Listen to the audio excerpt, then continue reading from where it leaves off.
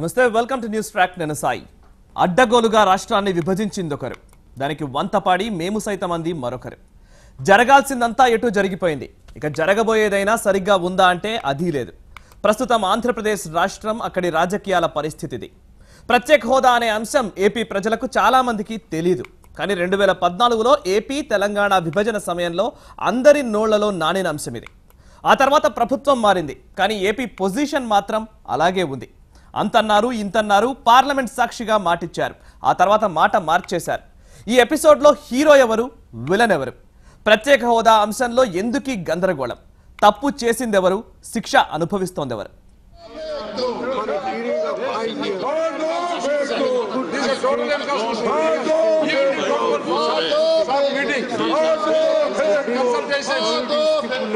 AP Telangana విభజన సమయంలో ఇచ్చిన మాట అది. సాక్షాత్ పార్లమెంట్ సాక్షిగా అప్పటి ప్రధానమంత్రిని ఒప్పించేందుకు ఓ నేత నానా తంటాలు పడ్డారు, బతిమాలారు, బామాలారు. ప్రత్యేక హోదా అనేది ఏపీకి ఇచ్చి తీరాలన్నారు. అది 5 ఏళ్లు సరిపోదు, 10 ఏళ్లు కావాలన్నారు. Prime Minister is saying 5 years. 5 years will not be sufficient at all. You have to set up an industry and then start manufacturing. Let them make it 10 years. Secondly, sir, what about the capital city? What about the capital city? పెద్దల సభలో హామీ ఇచ్చిన party ప్రతిపక్షమైంది. ప్రత్యేక హోదా కావాలని పోరాడిన వారు కేంద్ర మంత్రులయ్యారు. కానీ ఏపీ పరిస్థితి మాత్రం ఏం మారలేదు, అలానే ఉంది. ఆంధ్రప్రదేశ్ విభజన బిల్లు చర్చ సమయంలో కొందరు హీరోలయ్యారు, తరువాత కాలంలో వారే జీరోలయ్యారు. వీరిలో ప్రధానంగా చెప్పుకోవాల్సింది కేంద్ర మంత్రి వెంకయ్య నాయుడు గురించే. We are cooperating with the government. We want this issue. Cooperate with me. Yeah, I'm cooperating with me. Sir, you operate with our cooperation. Otherwise, there will be separation. Please try to understand. My request is first one is 10 years. Special category, 10 years for Seemandhra region. That is the request we have made. Secondly, because the time is not sufficient to set up industries. Secondly, about the capital, new capital, nothing has been said. That has to be clear. ఏపీకి special status అనేది నవ్యాంధ్రలో ఇప్పుడు ప్రధాన డిమాండ్గా వినిపిస్తోన్న అంశం. నిజానికి దాని గురించి చర్చ లేవనెత్తిన వారు కేంద్ర మంత్రి వెంకయ్యే. తరువాత స్పెషల్ స్టేటస్ను ప్యాకేజీగా మార్చేశారు. ఇందులో ఏపీ ప్రభుత్వం పాత్ర కూడా ఉంది. రాను రాను ఏపీకి ప్రత్యేక హోదాపై కేంద్రాన్ని ఒత్తిడి చేయడం దగ్గర నుంచి ప్యాకేజీకి జై కొట్టింది చంద్రబాబు సర్కారే. దీన్ని పలువురు టీడీపీ నేతలు చాలా గట్టిగా సమర్థించుకున్నారు.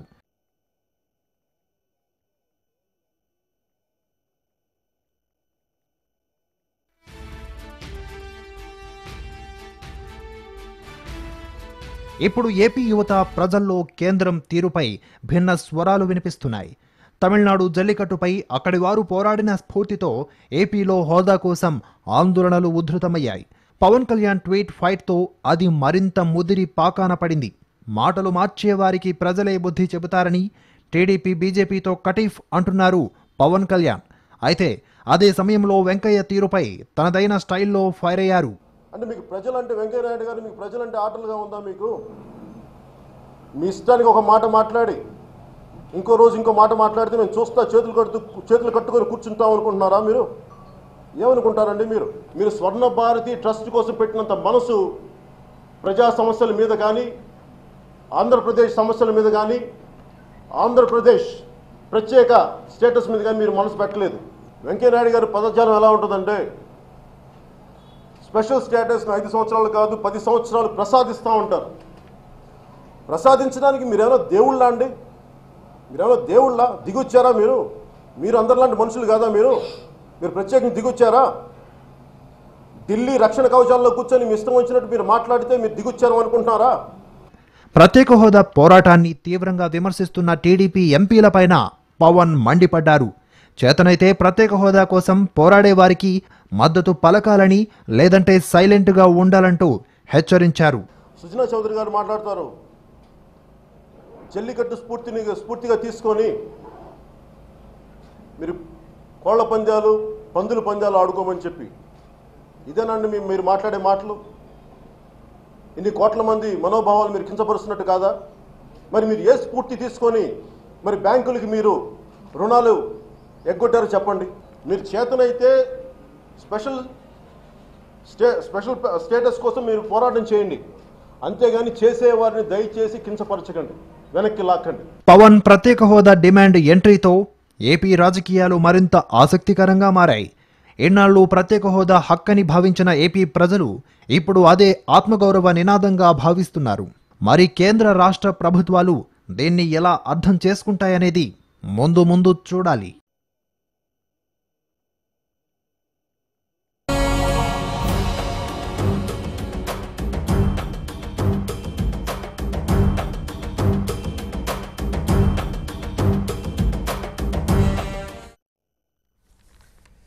ఆంధ్రప్రదేశ్ రాష్ట్రానికి ప్రత్యేక హోదా 5 ఏళ్లు కాదు 10 ఏళ్లు కావాలన్న వాళ్ళేమో ఇప్పుడు ప్రత్యేక హోదా అనేది కుదరదు అని చెబుతూ ఉన్నారు. కానీ ప్రత్యేక హోదా ఇస్తే గానీ ఆంధ్రప్రదేశ్ అభివృద్ధి చెందదు అంటూ ఒకవైపు యువత, మరోవైపు ప్రతిపక్షాలు నిరసన ప్రదర్శనలకు దిగుతూ ఉన్నాయి. ప్రస్తుతం ఈ 2-3 రోజుల నుంచి అయితే చాలా సీరియస్ గా ఒక ఉద్యమ వాతావరణం ఆంధ్రప్రదేశ్ వ్యాప్తంగా కనబడుతోంది. కొవ్వొత్తుల ప్రదర్శనలు, అటు నిరసనలు, కొన్ని ప్రాంతాల్లో అయితే అరెస్ట్ల వరకు వెళుతున్న పరిస్థితి కనబడుతోంది. ఈ నేపథ్యంలో తప్పు చేసిందెవరు, శిక్ష అనుభవిస్తోందెవరు? ఈ అంశం గురించి ఈరోజు మనం చర్చించబోతున్నాం. ప్రస్తుతం మనతో ఉన్నారు భారతీయ జనతా పార్టీ సీనియర్ నాయకులు ఆంజనేయ రెడ్డి గారు, అండ్ కాంగ్రెస్ పార్టీ సీనియర్ నాయకులు వెంకటరెడ్డి గారు, అండ్ ప్రముఖ రాజకీయ విశ్లేషకులు బండారు శ్రీనివాసరావు గారు. నమస్కారం శ్రీనివాసరావు గారు, వెంకటరెడ్డి గారు, ఆంజనేయ రెడ్డి గారు. చర్చకు స్వాగతం. And Telugu Desam party MLA Koona Ravikumar గారు కూడా మనకు ఫోన్ లైన్ ద్వారా అందుబాటులోకి వచ్చారు. నమస్కారం రవికుమార్ గారు, చర్చకు స్వాగతం. ముందుగా బండారు శ్రీనివాసరావు గారు, ఫస్ట్ హోదాకి సంబంధించి ప్రత్యేక హోదా అనే అంశం ఆ టైంలో ఇదే ఒక ముఖ్యమైన అంశంగా వెంకయ్యనాయుడు గారు ప్రస్తావించడం, ముందు మన్మోహన్ సింగ్ గారు మాట్లాడడం, ఆ తర్వాత వెంకయ్యనాయుడు దాన్ని ప్రస్తావించడం, ఆ తర్వాత హోదా అనే అంశం చాలా గొప్పనైన వరంగా ఆంధ్రప్రదేశ్ ప్రజలు భావించే స్థితిలో 2014 ఎన్నికల్లో కనిపించింది. ఇప్పుడు అదే అంశం ఒక ఉద్యమానికి కారణంగా కనబడుతోంది. హోదా లేకపోతే అసలు ఏమీ లేదన్నది ఒకరు, హోదా వల్ల ఏమీ కాదన్నది ఇంకొక వాదన. అసలు ఈ అంశంలో తప్పెవరిది? ఏపీ ప్రజల పాలిట అసలు విలన్ ఎవరు? ఈ అంశాన్ని, ప్రత్యేక హోదా అనే అంశాన్ని రాజకీయాలకు అతీతంగాను, రాజకీయాలతో ముడిపడిగాను చూడాలి. 2 రకాలుగా చూడాలి.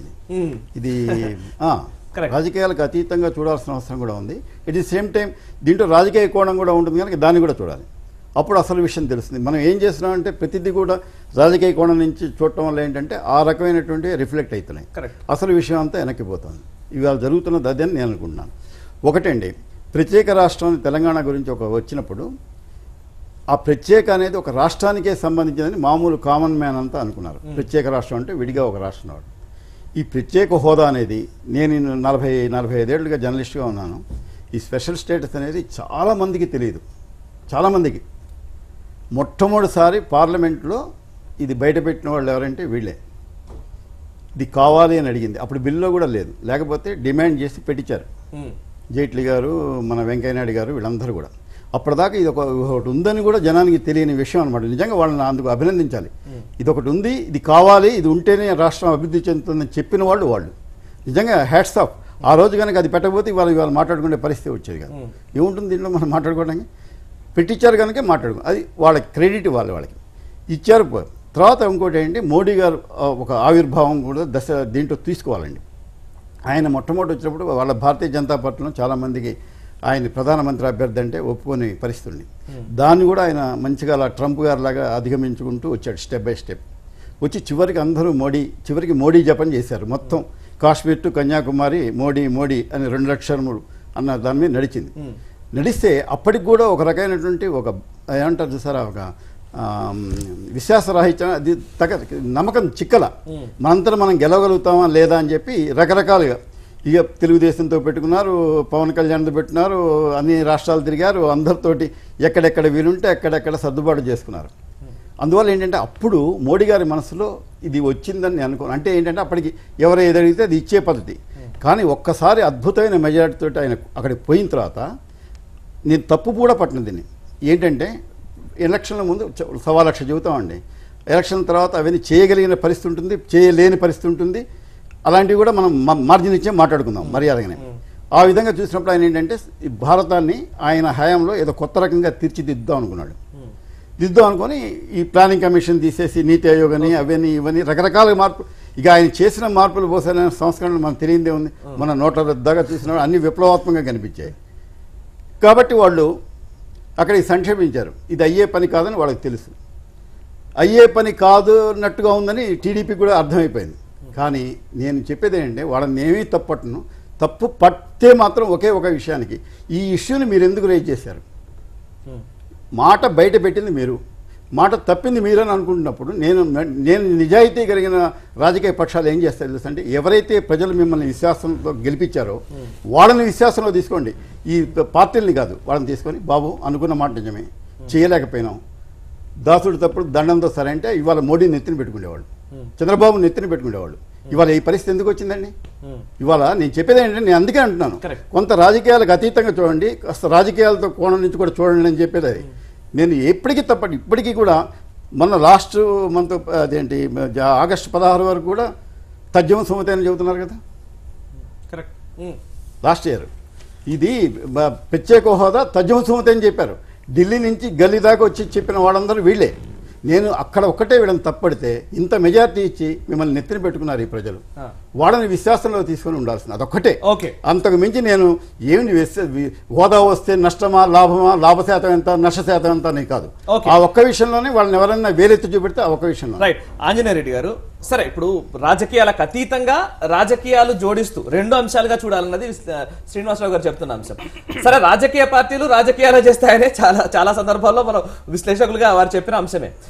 మీరు ఇక్కడ సమస్య ఏంటంటే, వెంకయ్యనాయుడు గారు ఏదైతే చెప్పిన సందర్భంలో వెంకయ్యనాయుడు గారిని ఒక గొప్ప వ్యక్తిగా, చాలా అద్భుతమైన విషయాన్ని ప్రస్తావించిన వ్యక్తిగా ఏపీ ప్రజలు భావించారు కాబట్టి అధికారాన్ని కట్టబెట్టారు. ఈ రోజు ఏమి ఇచ్చారని సత్కారాలు చేసుకుంటున్నారు అనే ఒక ప్రశ్న ఖచ్చితంగా యూత్ నుంచి వస్తోంది. ప్రతిపక్షాల నుంచి వచ్చినప్పుడు దాన్ని పెద్దగా వ్యాలిడిటీ మీరు ఇస్తారో ఏమో నాకు తెలియదు, కానీ యూత్ నుంచి, సామాన్యుల నుంచి వస్తోంది. ఏమి ఇచ్చారని సత్కారాలు చేసుకుంటున్నారు, ఏమి ఇచ్చారని, హోదా విషయాన్ని ఏం చేస్తున్నారని ప్రశ్నిస్తూ ఉన్నారు. దానికి సమాధానం ఏం చెప్తారు? సార్, ఇప్పుడు వెంకయ్యనాయుడు గారు రాజ్యసభలో 5 సంవత్సరాలు గారు 10 సంవత్సరాలు ఇవ్వాలని చెప్పింది నిజమే. కరెక్ట్. ప్రధానమంత్రి ఆంధ్రప్రదేశ్లో జరిగిన బహిరంగ సభల్లో ఇస్తామని చెప్పింది నిజమే. మా పార్టీ నాయకులందరూ చెప్పింది నిజమే. అది మేము అబద్ధం అనడం, మేము చెప్పలేదా అనడానికి లేదు కదా. స్పష్టంగా దేశ ప్రజలంతా చూశారు, రాష్ట్ర ప్రజలంతా చూశారు. కానీ నేననేది ఏమిటంటే, చెప్పిన మాట తర్వాత తదనంతరం జరిగిన పరిణామాలు, మేము ప్రభుత్వ అధికారానికి వచ్చిన తర్వాత జరిగిన పరిణామాలు ఒకసారి మనం చూడాల్సిన అవసరం ఎంతైనా ఉంది. కొన్ని సందర్భాల్లో ప్రజల భావావేశాలు చూసినప్పుడు, లేదా ఆనాటి రాజకీయ పరిస్థితి చూసినప్పుడు రాజకీయ నాయకులు కొన్ని విషయాలు చెప్తారు. చాలా విషయాలు స్వతంత్రం వచ్చిన తర్వాత కాంగ్రెస్ నాయకులు, అధికారంలో నాయకులు చాలా విషయాలు చెప్పారు. అవన్నీ కూడా నెరవేరలేదు. కొన్ని ప్రాక్టికల్ ప్రాబ్లమ్స్ వచ్చిన తర్వాత ఎన్డీఏ ప్రభుత్వం అధికారంలోకి వచ్చిన తర్వాత ప్లానింగ్ కమిషన్ తీసేసి నీతి ఆయోగ్ పెట్టారు. 14వ ఫైనాన్స్ కమిషన్ స్పష్టంగా, నేను చెప్పేదండి సార్, వారు నాకు మీరు ఇవ్వండి ఛాన్స్ ఇవ్వండి. ఇచ్చిన తర్వాత 14వ ఆర్థిక సంఘం స్పష్టంగా ఏం చెప్పిందంటే, రాష్ట్రాలకి 42% వరకు నిధులు పెంచిన తర్వాత 42% వరకు నిధులు పెంచిన తర్వాత ఏ రాష్ట్రానికి కూడా ప్రత్యేక హోదా ఉండవలసిన అవసరం లేదని 14వ ఆర్థిక కమిషన్ స్పష్టంగా చెప్పింది. And one more important point, 2017కి అన్ని రాష్ట్రాలకి ప్రత్యేక హోదా ఉండడం లేదు. ఇప్పుడున్న 11 రాష్ట్రాలకి ప్రత్యేక హోదా పూర్తవుతుంది. ఇంకొక విషయం ఇక్కడ అర్థం చేసుకోవాల్సింది ఏంటంటే, ప్రత్యేక హోదా గల రాష్ట్రాలు అన్నీ కూడా ఈరోజు వాటి యొక్క స్థానం ఎక్కడుందంటే, ఒకటి 20వ స్థానంలో ఉంది, ఒకటి 18వ స్థానంలో ఉంది, ఒకటి 16వ స్థానంలో ఉంది. ఎక్కడ కూడా ప్రత్యేక హోదా ఇచ్చినంత మాత్రాన ఈ దేశంలో మొట్టమొదటి రాష్ట్రాలుగా తయారు కాలేదు, అభివృద్ధి చెందిన రాష్ట్రాలుగా తయారు కాలేదు. ఇది నేను చెప్పింది కాదు. ఆర్బీఐ ఒక చిన్న interruption. First point please. Supreme court ఒక తీర్పునిచ్చింది. సరే, నేను దాంతో ముడిపెట్టొద్దు అని అంటే కనుక నేను దాన్ని ఏం చేయలేదు. బట్ ఒక పాయింట్ ఏంటంటే, అత్యున్నత న్యాయస్థానం, సర్వోన్నత న్యాయస్థానం ఇచ్చిన తీర్పుని సవరించడానికి ఆర్డినెన్స్ రూపంలో మన దగ్గర ఒక వెసులుబాటు ఉంది. ఇక్కడ సమస్య ఏంటంటే, 14th ఫైనాన్స్ కమిషన్ చెప్పిన అన్ని సిఫారసుల్ని తూచా తప్పకుండా అమలు చేస్తున్నదా కేంద్ర ప్రభుత్వం అంటే దాన్ని కూడా మనం ఆమోదించలేము. కొన్ని తీసుకోవచ్చు, కొన్ని తీసుకోకపోవచ్చు. 12th ఫైనాన్స్ కమిషన్ చెప్పింది కేజీ బేసిన్ గ్యాస్ కి సంబంధించి ఆంధ్రప్రదేశ్ కు వాటా కావాలని. అది ఇప్పుడు పాటిస్తున్నారా? లేదు కదా. కానీ దాన్ని బూచిగా చూపించి ఈ హోదా అనే అంశాన్ని పక్కన పెడుతున్నారు. దీనికి సమాధానం చెప్పండి. నేనేమంటున్నా అంటే ఇప్పటి వరకు మా వెంకయ్యనాయుడు గారు కానీ లేదా కేంద్ర రాష్ట్ర నాయకులు కానీ ఆర్థిక శాఖ మంత్రి కానీ స్పష్టంగా ఎందుకు ప్రత్యేక హోదా ఇవ్వలేకపోయామని రాష్ట్రంలో బహిరంగ సభలు పెట్టి చెప్పారు, పత్రికా విలేకరుల సమావేశంలో చెప్పారు. ప్రత్యేక హోదా కంటే బియాండ్ స్పెషల్ స్టేటస్ దానికంటే మేము ఎక్కువగా ఈ రాష్ట్రానికి ఆర్థిక సహాయం చేస్తున్నాం. ఈ కొత్తగా ఏర్పడే రాష్ట్రం ఏదైతే ఉందో ఈ ఆర్థిక ఇబ్బందులు మాకు తెలుసు, రాష్ట్రం యొక్క ఇబ్బందులు మాకు తెలుసని ఇప్పటి వరకు అనేక వేల కోట్ల రూపాయల పథకాలు ఈ రాష్ట్రానికి ఇవ్వడం జరిగింది. ఒక్క విశాఖపట్నంలోనే అనేక పథకాలు ఇచ్చున్నాం మేము. ఉదాహరణకు వైద్య పరికరాల పరిశ్రమ వస్తుంది, 20,000 కోట్ల రూపాయలతోటి పరిశ్రమ ఏర్పాటు చేస్తున్నారు, దానికి శంకుస్థాపన జరగబోతుంది. అదేవిధంగా డ్రెడ్జింగ్ కార్పొరేషన్ ఆఫ్ ఇండియా దానికి 100 కోట్ల రూపాయలు ఇస్తున్నారు. MSME పెడుతున్నారు, అక్కడ ప్రతిష్టాకరమైన విద్యా సంస్థలు పెడుతున్నారు. తిరుపతిలో ఇప్పటికే ప్రతిష్టాకరమైన విద్యా సంస్థలు 3 ప్రారంభోత్సవం అయిపోయాయి. రాయలసీమలో సోలార్ యూనిట్లు వస్తున్నాయి, డిఫెన్స్ యూనిట్లు వస్తున్నాయి. వీటన్నిటి కూడా రాష్ట్రానికి ఇచ్చారు కూడా. కొన్ని శంకుస్థాపన జరిగాయి, కొన్ని ప్రోగ్రెస్లో ఉన్నాయి, కొన్ని కేంద్ర ప్రభుత్వం హామీ ఇచ్చింది, కొన్ని చేస్తున్నాం.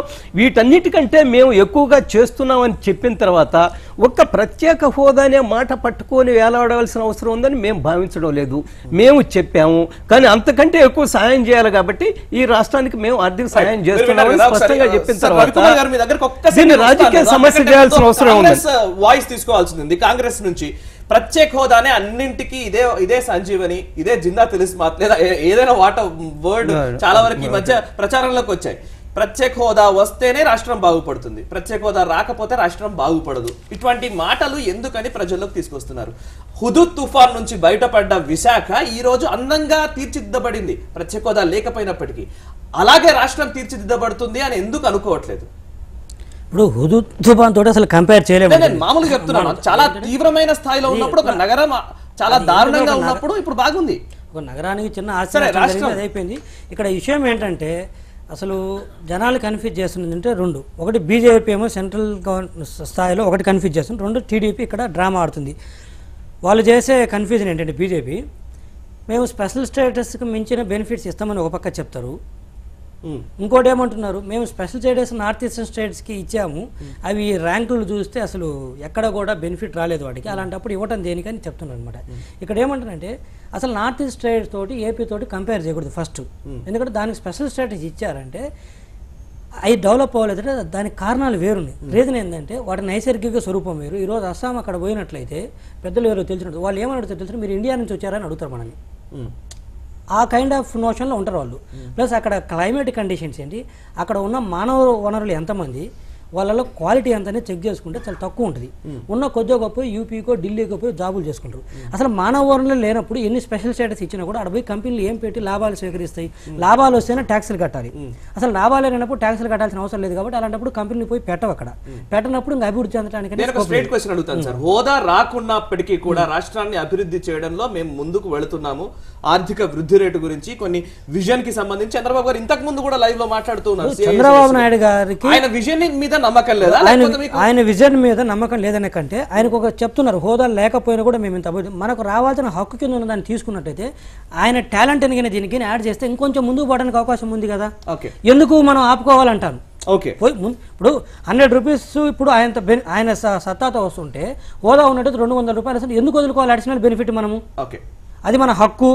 ఆ రోజు ఇస్తామని రవికుమార్ గారు please join in to debate. First Ravikumar గారు ఒకే ఒక పాయింట్. సరే హోదా కావాలి అంటూనే హోదా కంటే ఇప్పుడు ప్యాకేజ్ ద్వారా హోదాతో ఏవేవైతే ప్రయోజనాలు ఉన్నాయో అవన్నీ వస్తున్నప్పుడు ఆ పేరు విషయంలో ఎందుకంత పట్టింపు అనేది చంద్రబాబు గారు చెప్తున్నమాట ఒప్పుకుంటాను. కాకపోతే హోదా అనేది ఒక హక్కుగా పరిగణించి నిజంగా రావాల్సింది ఎవరైతే యూత్ కానీ నిరసనలు తెలుపుతున్న వారు కానీ ప్రజలు కానీ బయటకు వస్తున్నప్పుడు వాళ్ళని అలో చేయొచ్చు కదా, వాళ్ళ ఆలోచన ఏంటో వినొచ్చు కదా. నిజంగా కరెక్టే హోదా తెచ్చుకోవడానికి ఈ ఉద్యమాలు కానీ ఇవన్నీ ఉపయోగపడతాయన్న ఒక ఆలోచనలోకి ఎందుకు ప్రభుత్వం అనట్లేదు? రంజిత్ గారు ఇక్కడ ఏంటంటే ఫస్ట్ ఆఫ్ ఆల్ యూత్ కానీ ప్రతిపక్షంలో ఉన్నటువంటి వైఎస్ఆర్ పార్టీ కానీ కాంగ్రెస్ పార్టీ కానీ లేదా ఇతర రాజకీయ పార్టీలు కానీ ఆ రోజు మన్మోహన్ సింగ్ గారు ప్రధానమంత్రిగా ఉన్నప్పుడు రాజ్యసభలో పెట్టినటువంటి అంశం ఒక్కసారి కానీ మీరు పరిశీలన చేస్తే వీళ్ళకి చాలా వరకు అర్థమవుతుంది. దురదృష్టం ఏంటంటే వాళ్ళు ఇష్టంగా పరిశీలన చేయట్లేదు.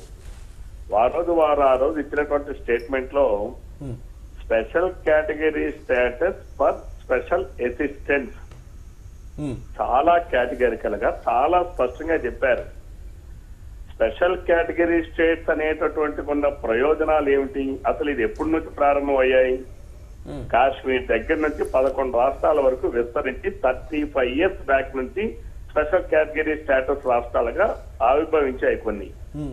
అప్పటిలో ఉండేటటువంటిది కేంద్ర రాష్ట్ర సంబంధాలతో ఏవైతే పన్నుల రూపేణ కేంద్రానికి వచ్చేటటువంటి డబ్బుల్ని షేర్ చేసేది, అంటే రాష్ట్రాలకి కేంద్రానికి వాటాలు ఎంత అనేది షేర్ చేసేటప్పటికి మనకి రాష్ట్రం సెపరేట్ అయ్యేటప్పటికి 13వ ఆర్థిక సంఘం ఉండేది.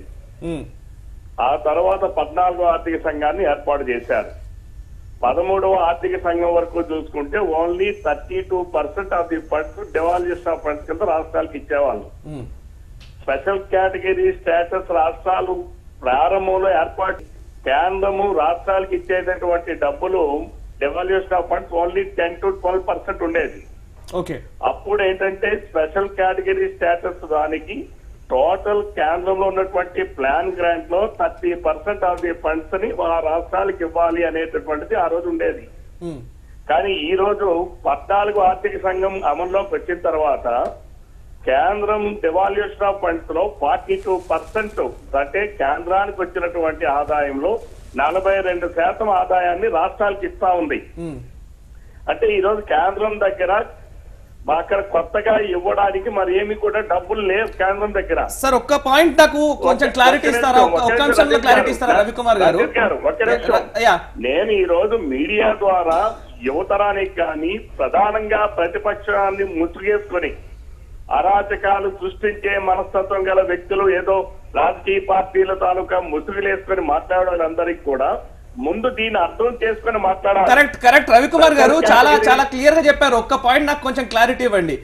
సరే, ప్రత్యేక హోదా అనే అంశం గురించి ఇంత కేటగారికల్ గా ఇన్ని విషయాలు ఉన్నాయి అన్నప్పుడు ఎందుకని అసెంబ్లీలో తీర్మానం చేశారు? మళ్ళీ మేము ఒక్కటే మీకు మాట్లాడుతున్నామండి. మీరు చూడండి, ప్రత్యేక హోదా కావాలని తీర్మానం ఎందుకు చేశారు? అదండి 14వ ఆర్థిక సంఘం నివేదిక రాకముందు మేము అసెంబ్లీలో తీర్మానం చేశాం. 14వ ఆర్థిక సంఘం తాలూకా ప్రతిపాదనలు ఈ రాష్ట్రానికి దేశానికి అందేట్టుగా ముందు మేము తీర్మానం చేశాం. సారీ ఇందులో 14వ ఆర్థిక ఒక్కసారి శ్రీనివాస్ గారు మాట్లాడండి. మరలా ఏంటంటే ఇక్కడ గమనించాల్సింది ఏంటంటే కేవలం కొంతమంది రాజకీయ పార్టీలు యువతరాన్ని పెడదోన పట్టించి అసలు స్పెషల్ కేటగిరీ స్టేటస్ వస్తే పరిశ్రమలకు రాయితీలు వస్తాయి అనేది అసలు ఏ రాష్ట్రంలో ఉంది? అసలు స్పెషల్ కేటగిరీ స్టేటస్ ఆయన మన్మోహన్ సింగ్ గారు రాజ్యసభలో చేసిన ప్రకటన ఏమిటి? అందులో ఎక్కడా కూడా ఓన్లీ ఫర్ స్పెషల్ అసిస్టెన్స్, అంటే EAP project, external aided projects కానీ కేంద్ర ప్రాయోజిత కార్యక్రమాలు కానీ ఏదైతే 30% ప్లాన్ గ్రాంట్ వచ్చి సెపరేట్ గా తీసి ఖర్చు పెట్టాల్సిన కానీ అందులో ఉంటాయి. కరెక్టే, కానీ ఇవన్నీ విషయాలు తెలుసుకోవడానికి 2.5 సంవత్సరాలు పట్టిందంట. కేంద్ర ప్రభుత్వం తాలూకా బడ్జెట్ స్వరూపం కూడా 2017లో ఉంది. కరెక్టే. ఇప్పుడు రవికుమార్ గారు ప్రత్యేక హోదా గురించి ఇన్ని విషయాలు తెలుసుకోవడానికి 2.5 సంవత్సరాలు పట్టిందంటారు, అప్పుడే తెలియదు అని అంటారు. తప్పనిసరిగా ఈ రోజు ఒక రంజిత్ గారు ఒక కార్యక్రమం ఇప్పుడు జిఎస్టీ అనేది 10 సంవత్సరాల క్రితం నుంచి ప్రారంభిస్తే నిన్నటికి పార్లమెంటు ఈ దేశం మొత్తం రాజ్యాంగ సవరణ చేయగలిగారండి. ఈ రోజు మీరు వెంటనే నిన్నటికి నిన్న ఏం జరిగింది, ఈ రోజుకి ఏం జరిగింది, 30 years ఆఫ్ ఓవరాల్ పీరియడ్ లో మనం చూసుకుంటే మీరు తప్పనిసరిగా మార్పులు వస్తూనే ఉన్నాయండి. ఆ రోజు కేంద్రానికి రాష్ట్రానికి ఉన్నటువంటి షేర్స్ ఏ రకంగా ఉన్నాయి, ఎంత వాటా నిధులు ఇస్తున్నారు, అనేక మార్పులు వచ్చాయండి. ఈ రోజు పవన్ కళ్యాణ్ గారు కావచ్చు, జగన్మోహన్ రెడ్డి గారు కావచ్చు, 30 సంవత్సరాల క్రితం పుట్టినటువంటి వ్యక్తి అదే ఏజ్ లో ఉండిపోలేదు కదండి. వాళ్ళు పెరిగారు, పెద్ద అయ్యారు, వాళ్ళ బాడీలో అనేక మార్పులు వచ్చాయి.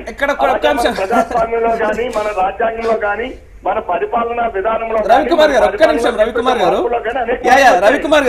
ఒక్క నిమిషం ఉండండి. వెంకటరెడ్డి గారు చెప్తున్నారు ఏదో 32% నుంచి 42% ఫండ్స్ అలొకేషన్ వచ్చేసి ఇన్కమ్ ట్యాక్స్ అనేది అన్ని రాష్ట్రాల నుంచి ప్రజలు కట్టడం జరుగుతుంది. కార్పొరేట్ ట్యాక్స్ వచ్చేసి అంతా సెంట్రల్ గవర్నమెంట్కి వెళ్ళిన తర్వాత దాంట్లో ఇంతకుముందు 32% ఇచ్చేవాళ్ళు, ఇప్పుడు 42% షేరింగ్ ఇస్తున్నారు. తద్వారా ఫండ్స్ అయిపోయినాయని చెప్పేసి అసలు టీడీపీ బీజేపీ తరఫున ఎందుకు ఒత్తాసు పలుకుతుందో నాకు అర్థం కానీ ఫస్ట్ పాయింట్ ఒత్తాసు తీసుకుంటున్నా అర్థం కానీ. ఇక్కడ స్పెషల్ స్టేటస్ ఇస్తే వాళ్ళు స్పెషల్ స్టేటస్ వాళ్ళు ఒక పాయింట్ చెప్పారు, అసిస్టెంట్స్లో ఇచ్చినట్లయితే కొంత in the form of funds ఇవ్వాలి. ఇక్కడ స్పెషల్ స్టేటస్లో ఏమవుతుందంటే నీకు బెనిఫిట్స్ ఇస్తారు, అంటే అక్కడ పెట్టే కంపెనీలకి ఎక్సైజ్ డ్యూటీలో ఎగ్జంప్షన్ కానీ, కార్పొరేట్ ట్యాక్స్ లో లోయర్ రేట్ కానీ. అసత్యాలు కాదండి, మీరు చెప్పేది కోన రవికుమార్ గారు అందరూ ఒకే విధంగా ట్రైనింగ్ అయ్యారు టీడీ జనార్దన మాల్యాద్రి గారి నుంచి, అర్థమవుతుంది. టీడీపీ వాళ్ళందరూ ఇదే ఈ రోజు పాయింట్ పెట్టుకొని తిరుగుతున్నారు. ఈ రోజు టీడీపీ వాళ్ళందరూ ఇదే పాయింట్ పెట్టుకొని తిరుగుతున్నారు. కొత్త పాయింట్ మీరు జగన్మోహన్ రెడ్డి నాయకత్వంలో పనిచేసేటటువంటి మీరందరూ కూడా అవాస్తవాన్ని ప్రచారం చేయడానికి ఇప్పుడు అందరూ ఒకటే పాయింట్ కాంగ్రెస్ పార్టీలో ఉన్నారు. ఇప్పుడు ఆయన అందరూ ఇప్పుడు ఒకటే పాయింట్ పట్టుకొని తిరుగుతున్నారు. ఈ రోజు టీడీపీ వాళ్ళు స్పెషల్ అసిస్టెంట్స్ అనేది పట్టుకొని తిరుగుతున్నారు. బండారు శ్రీనివాసరావు గారు మాట్లాడుతున్నారు. ఒక్క నిమిషం, బండారు శ్రీనివాసరావు గారికి రాష్ట్రాల్లో విశ్లేషకులు ఎక్సైజ్ డ్యూటీ 100% ఇన్పుట్ క్రెడిట్ వస్తుందండి. ఒక్క నిమిషం, రవికుమార్ గారు లైన్ లో ఉన్నాడు. ఒక్క నిమిషం రవికుమార్ గారు ఎక్సైజ్ డ్యూటీ 100% ఇన్పుట్ క్రెడిట్ వస్తుందండి. వెంకటరెడ్డి గారు ఒక్క నిమిషం ఆగండి.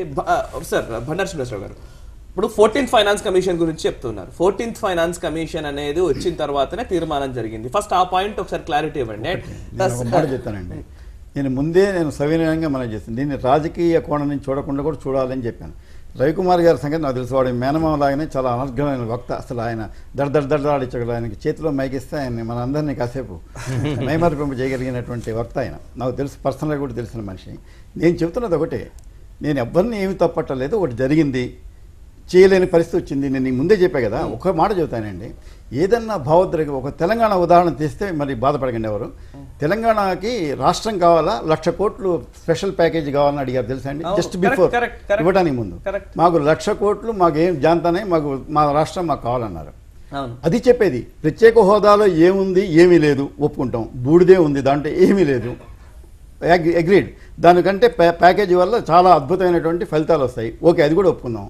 కానీ ఇది చెప్పింది ఎవరు? ప్రత్యేక ప్యాకేజీలో ఇవి ఉన్నాయని చెప్పింది నేను ముందే చెప్పాను. బీజేపీ టీడీపీ చేసిన ప్రచారం లేకపోతే వీళ్ళ దగ్గర ఆయుధమే ఉండేది కాదు చెప్పేది. వాళ్ళు చెప్పిందే జనంలోకి పోయింది. చాలా రోజులు ఇదే చెప్పాను. నేను చెప్పాను లాస్ట్ ఇయర్ అంటే ఎన్నో కదా, జనవరిలో ఉన్నాం, ఆగస్టు 16 దాకా ఇదే మాట మాట్లాడారు కదా. ఆ మాట్లాడకుండా ఎప్పుడైతే మనం నేను అది కూడా చెప్పాను, వాళ్ళకి ఎంత మార్జిన్ చెప్పానంటే, కొత్త ప్రభుత్వం, కొత్త ఆలోచనలు, కొత్త వ్యూహాలు, మెజారిటీ వచ్చింది, ఏదైనా చేయగలుగుతామన్న ధీమా వచ్చింది. దాంతో వాడు కొన్ని మార్చుకుంటారు. ఎలక్షన్లు చెప్పిన దాన్ని కూడా మార్చుకోవచ్చు, కొన్ని వాగ్దానాలను మించి కూడా అటు ఇటు దాన్ని కూడా తప్పలేదు. అప్పుడు నేను అడిగింది వీళ్ళని ఒక నైతికత మీదనే క్వశ్చన్ చేస్తాను. వీళ్ళు ఊరికే వైఎస్ఆర్సీపీ కాంగ్రెస్ అది కాదు అనాల్సింది. ఎస్, మేము ఒప్పుకుంటున్నాం, నిజాయితీని లైక్ చేస్తామండి. చంద్రబాబు నాయుడు గారైనా మోడీ గారైనా మనం వాళ్ళ నుంచి ఆశించేది ఏంటి చెప్పండి.